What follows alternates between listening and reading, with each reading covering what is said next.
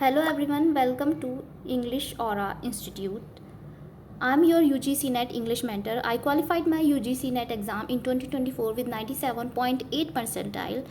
How I prepared for this exam, I'm discussing this in my videos. And in this video, I'm going to discuss the 14 important literary theories and their theorists and important steps towards this section. First, there are a total 14 literary theories. You have to cover it very well. यहाँ पर बहुत सारी theories आती हैं, लेकिन जो important है वो आपकी 14 थ्योरीज हो जाती हैं और इसको कवर करने के 5 सिंपल स्टेप्स हैं.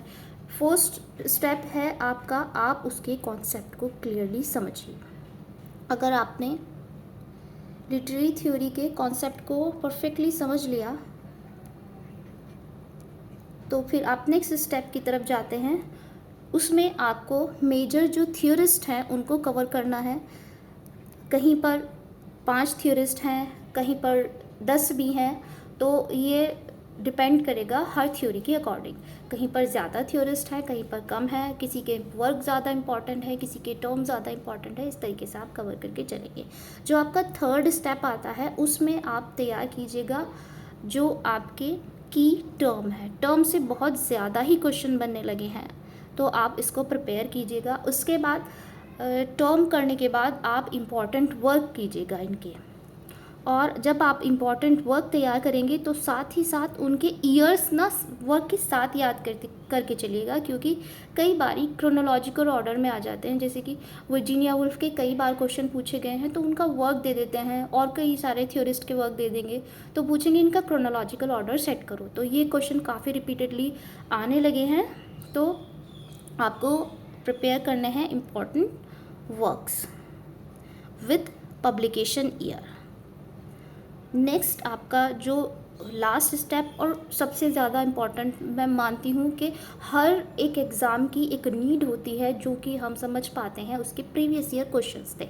तो किसी किसी थ्योरी में आपके अबाउट 50 क्वेश्चन भी बने हैं, किसी थ्योरी में 10 से 11 ही बने हैं. लेकिन हर थ्योरी अपने आप में इम्पॉर्टेंट है, क्योंकि जब आप ओवरऑल तैयारी करके जाते हैं तो क्या पता आपकी जो ज़्यादा इम्पॉर्टेंट नहीं लग रही उस थ्योरी से ही क्वेश्चन आ जाए, तो आपको उतना ही कवर करके चलना है कि आप मैक्सिमम अपने मार्क्स गेन कर सकें और क्वालिफाई कर सकें.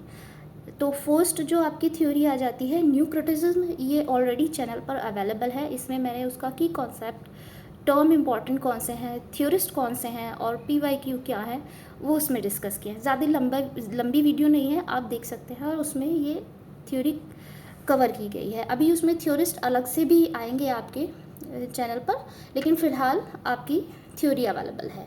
इसमें सारे ही इम्पॉर्टेंट हैं. आपके 8 थ्योरिस्ट हैं, आपको सभी इंडिविजुअल ही तैयार करने हैं, क्योंकि इनके इंडिविजुअल वर्क से आता है और उसके अंदर से भी पूछा जाता है. नेक्स्ट आता है आपका फॉर्मलिस्ट थ्योरी. इसमें जो आपके की थ्योरिस्ट हैं वो 4 इम्पॉर्टेंट थ्योरिस्ट हैं.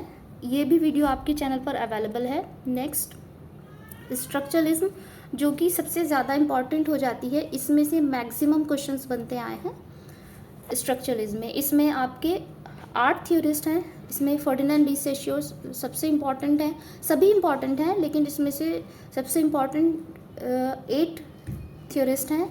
जो इसमें रोलैंड बार्थेस हैं, ये पोस्ट स्ट्रक्चरलिज्म में भी आते हैं, तो इनको हम फर्दर उस थ्योरी में भी तैयार करेंगे. दोनों ही थ्योरी में तैयार करना है, इनका इम्पॉर्टेंट वर्क को भी तैयार करना है. पोस्ट स्ट्रक्चरलिज्म भी one of the most important theory है. इसमें आपके ज़्यादा थ्योरिस्ट नहीं है.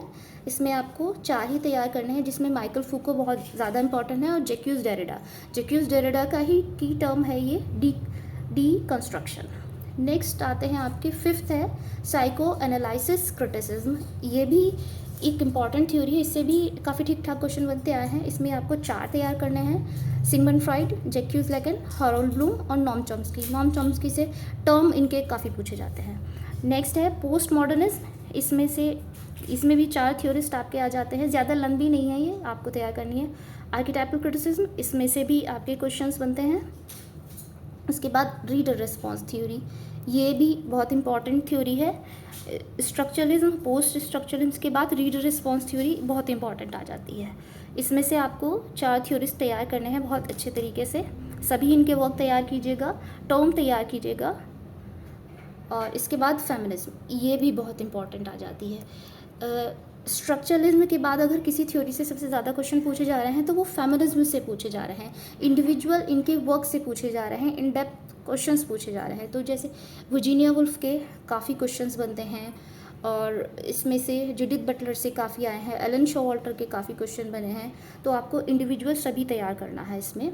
नेक्स्ट आता है मार्क्सिज्म, ये भी एक इम्पॉर्टेंट थ्योरी है, आप इसको तैयार करिएगा। इसमें कार्ल मार्क्स सबसे पहले आते हैं, फिर फ्रेडरिक एंगल्स आते हैं, उसके बाद ये 7 है। इनको आप कम, इसमें लुइस अल्थ्यूज़र इम्पॉर्टेंट है, एंटोनियो ग्राम्सी भी इम्पॉर्टेंट है, पियर्सी बाउंड्री से भी क्वेश्चंस बनते आए हैं। तो आप इन सभी को ज़्यादा इम्पॉर्टेंट करके तैयार कीजिएगा। उसके बाद आते हैं न्यू हिस्टोरिसिज्म, इसमें 3 ही थ्योरिस्ट हैं और तीनों ही इम्पॉर्टेंट हैं, आप तीनों को तैयार कीजिएगा। नेक्स्ट आता है क्वर थ्योरी, क्वर थ्योरी से भी काफ़ी क्वेश्चंस आते हैं। इसमें अबाउट 15 to 20 क्वेश्चंस बन चुके हैं, आप इसको अच्छे से रेडी करना। इसमें सिर्फ 3 ही आपको तैयार करने हैं थ्योरिस्ट। मैंने बताया ना आपको पिछले कि किसी में तो ज़्यादा है, किसी में कम, आपको थ्योरिस्ट तैयार करने हैं, उनके टर्म वगैरह सब अच्छे से देख लीजिएगा। नेक्स्ट आता है इको क्रिटिसिज्म, इको क्रिटिसिज्म से ज़्यादा क्वेश्चंस तो नहीं बनते हैं, लेकिन आपको ये भी रेडी करना है, कहीं ना कहीं पूछा जाता है ये।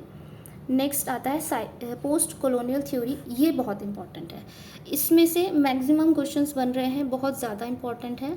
इसको मैं मोस्ट इंपॉर्टेंट लिख देती हूँ, इस थ्योरी से बहुत ज़्यादा ही क्वेश्चंस आते हैं। France Fanon, Edward Said, Homi के बाबा, गायत्री चक्रवर्ती, स्पिया, सभी इम्पॉर्टेंट हैं, इसमें आपको सभी रेडी करना है। तो ये 14 इंपॉर्टेंट थ्योरीज़ हो जाती हैं, आपको ओवरऑल कवर करनी है, और आप इनको नोट डाउन कर लीजिएगा, इंडिविजुअली एक एक करके तैयार कीजिएगा।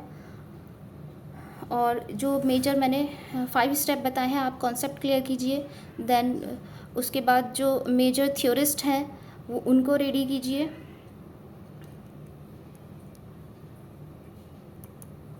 की टर्म इंपॉर्टेंट हैं उनको तैयार कीजिए, इंपॉर्टेंट वर्क विद पब्लिकेशन तैयार कीजिए, और प्रीवियस ईयर क्वेश्चंस को डट डालिए। That's okay. Thank you so much for visiting my channel. Thank you.